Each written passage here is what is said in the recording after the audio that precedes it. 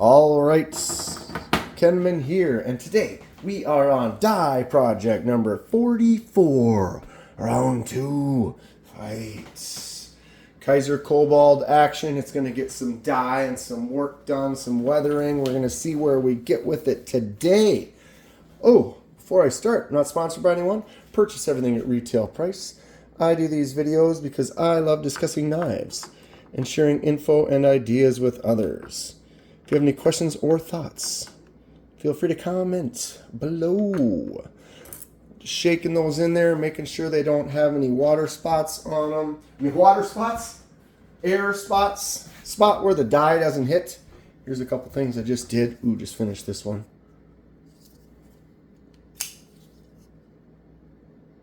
Little sanding, gave it that extra edge. Super cool. This micarta soaks fast, not leaving it in long.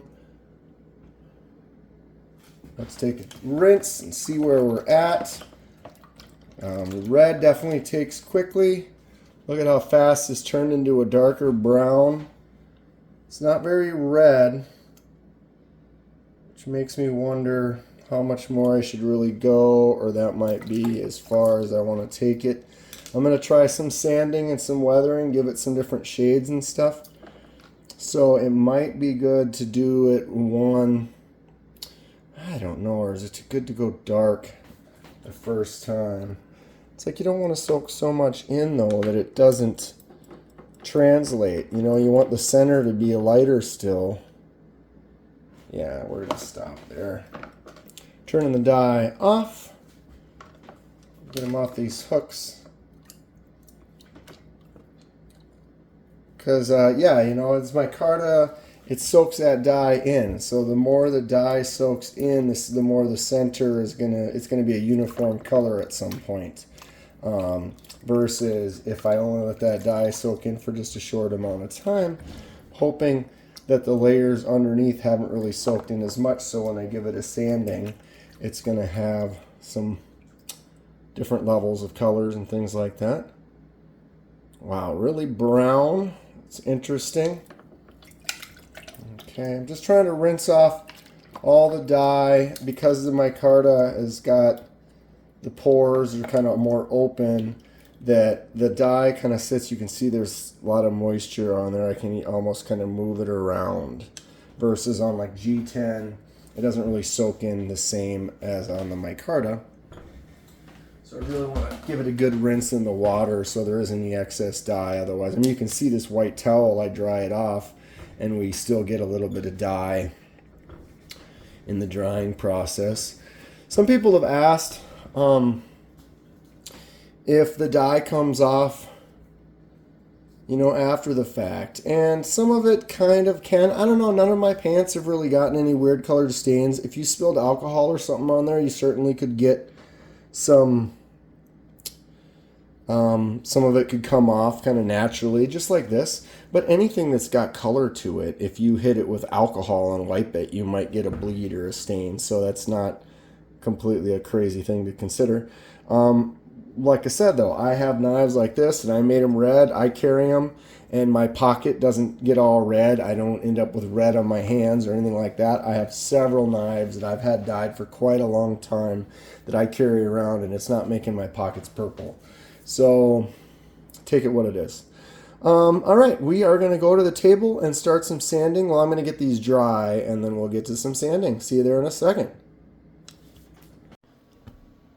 Okay, so we are back at the table, and these are dry. They have lightened up significantly. They really have this kind of a orange, bronzy, brownish kind of a shade. I'm interested to see what's going to happen. I'm going to get some sandpaper out. I'm going to start with a 600 grit. Don't know how rough I want to go with this, but we're going to kind of rough it up, see what we can come up with here.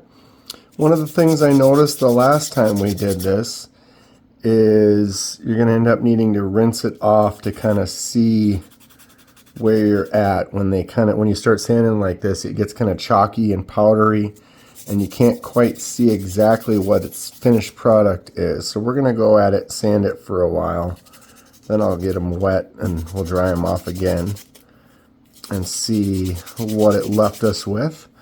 But I'm trying to do a little weathered kind of a look, so I want all these little raised areas to kind of get hit a little bit harder with the sandpaper, like they're getting weathered and worn down quicker. The raised up spots. It's also going to make everything kind of accent, stick out, pop a little bit more, like these steps along in here. And then you want to just do some random stuff too, where you think just like maybe that's where your hand is kind of rubbing a little bit more. Just natural kind of uneven wear that would occur over a long period of time. Alright, I might even want to go a little bit rougher than this. That's where it's good to start off light. What I do want to do is the same thing to both. The one I noticed I switched and then did some stuff and then I put them back in the dye, and it was harder to get them the same because it didn't quite start off and do the same thing. So now I'm going to go in at this one with the same kind of aggression before I switch to anything else. And we can see if we can kind of keep them so that they look similar in wear.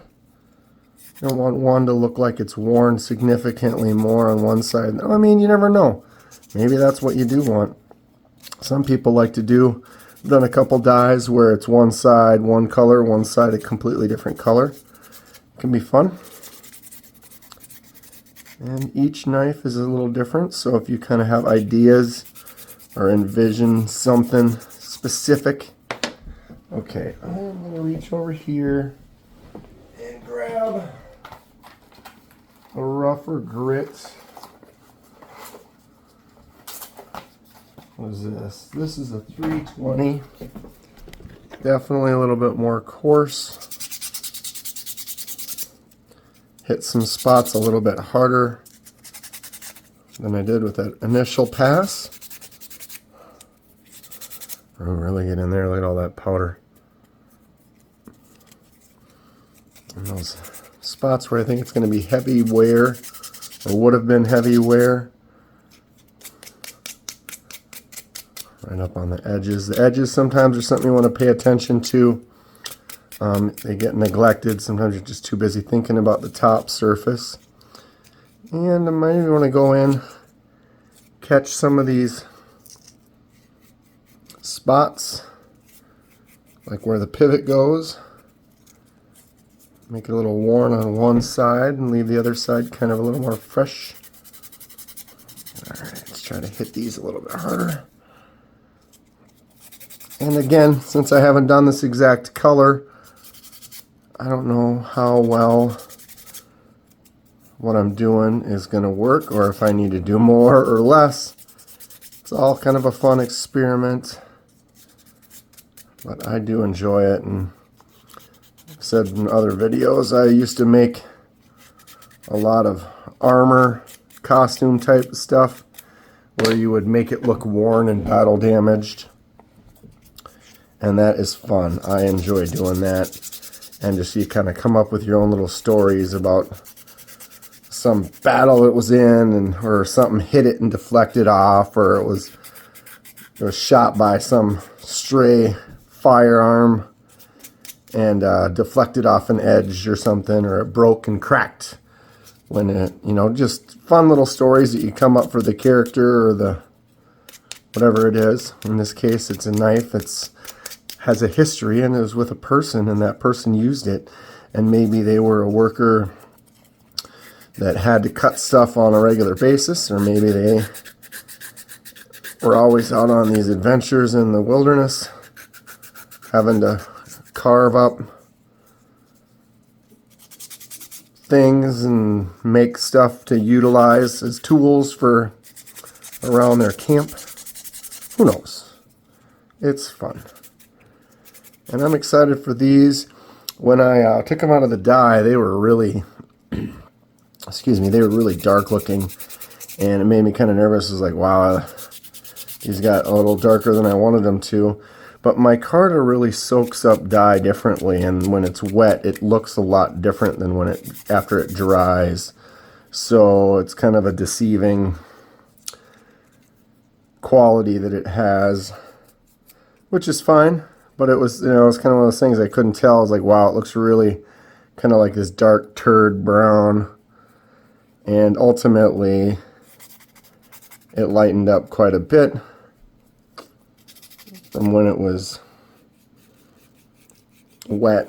So I'm pretty happy about this. Now it's starting to look kind of dull here, so you can kind of, I'll hold them up before I go wash them off, and then you can get that instant, quick difference. I'm seeing some different colors in here, which I like. I'm interested in that variety. Patina. Almost. All right. We're going to go for that. Okay, here they are. Before I wash them off, I'm going to go wash them off. We'll be right back. All right, scales are clean. They are dry. We are back at the table, and we can get this thing put back together. You enjoy these videos? Hit that like button. Subscribe if you'd like to see more. Helps me out. I really appreciate it. Yeah, after I got them dry, they've got this really nice kind of light red with these kind of gray, green, dull edges. I think it looks great. I want to put it back together, see how we are, and go from there. We can always take it apart and mess around again, but I'm pretty satisfied so far. We'll see what we look like after assembly here. See if I can get this to work out. Was there a captive pivot on there? Yes, and it's this side. That is correct. Sorry, I was off camera there for a second.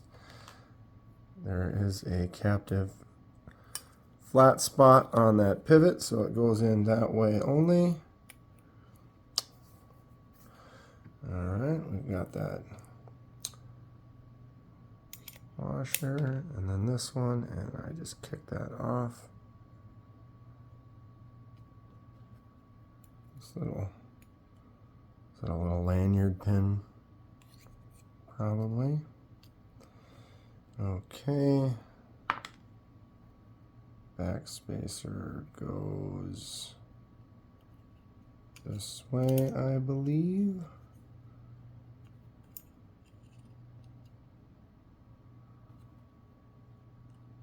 Alrighty. Making moves. And it doesn't have a stop pin because it's got these and it slides into that rail. So basically the stop pins on the blade hit right in that groove. It's a neat design.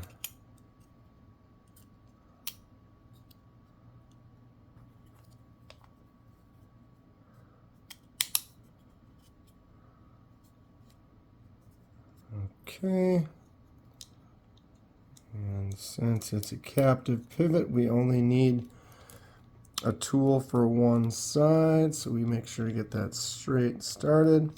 I'm not going to crank it all the way down, but I'm going to get it close just to hold it together. And we're going to go ahead and put these body screws in. They are T6s.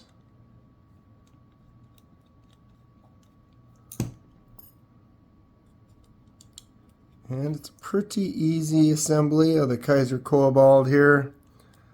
I love this knife. It was on sale. I ordered it. I loved it instantly. And the other one was also on sale. It is an aluminum handle with a 4V blade. This is the micarta with the 154 cm. But it's such a cool knife. I said, yep, that other one's on sale. It looks cool. I went ahead and bought it. And I'm glad I did. Whenever I find a knife I enjoy, sometimes it's good to have a second one. Okay, we're trying to keep that blade nice and centered, so I'm going to crank it. Not super tight, but pretty snug. The blade, if anything, will be a little bit that direction. And then when we loosen it back up, it'll move it over. Okay, that's pretty tight. Now I'm going to go around and make sure they're all just about tight.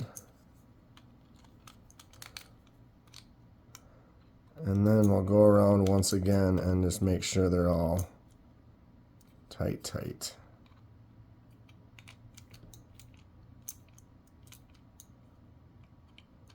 Those don't seem to be getting super snug yet. That one did. I feel like it should be getting tight by now. There we go. There it is. Just as an extra full turn on these screws, they must have been slightly longer. Nothing wrong with that. All right, pocket clip only has one option, so we can just put her back on this side here. And I dropped a screw. Yeah, these screws are a little bit longer.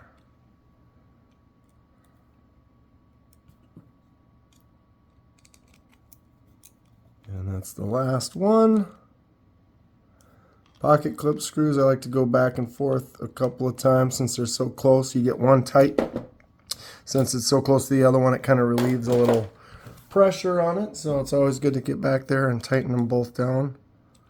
Okay, we are centered. You always want to make sure you open the blade and kind of tighten that pivot so that it's solid. Oh, still shuts fantastic. We have done it. Okay, boom. Look at that drop. Kobold is fantastic. Okay, here we are, die project number 44. Complete. Kizer Kobold. Ooh. I think this looks great. I like red. This is kind of a dull, kind of a brownish red. Camera doesn't pick it up quite as much as I'd like, but the edges really get kind of lighter, and each little crease is a little bit highlighted where the sanding was. It's kind of a subtle fade, but I think it looks great. It kind of has a natural, just good looking quality. The way, let's see where, yeah, there's one. See how this one, it's one color, but there's just these little bits of shades of different darker spots and lighter spots in the micarta. And this kind of helps kind of make it pop. Seems a little lighter there, a little bit darker right here. A little darker right there and lighter across the edge. But the front flipper's big. Thumbs out easy. Flicks out super easy. What a fun knife. That drop. Such a great action on Kizer. I tell you, I did get that affiliated link. So I've got that down at the bottom. I'll try to post when they have sales and stuff like that. But if you click on that link and you go to Kizer and you make a purchase, that helps out the channel. I get a little kickback. I will use all that money to buy more knives, buy more Kizers for the channel. But yeah, I like this weathered look. It's fun. I'm going to keep doing it. This was another one I did recently that you just saw. The Kershaw Shuffle 2. Also, one more a little bit further back was this concept. If you're interested in watching another one of them, check it out up here. But more dies coming. I also got that CNC machine, so I'm going to be starting to fabricate some of these scales as well. A lot of fun stuff on the channel. Stay sharp. See you soon.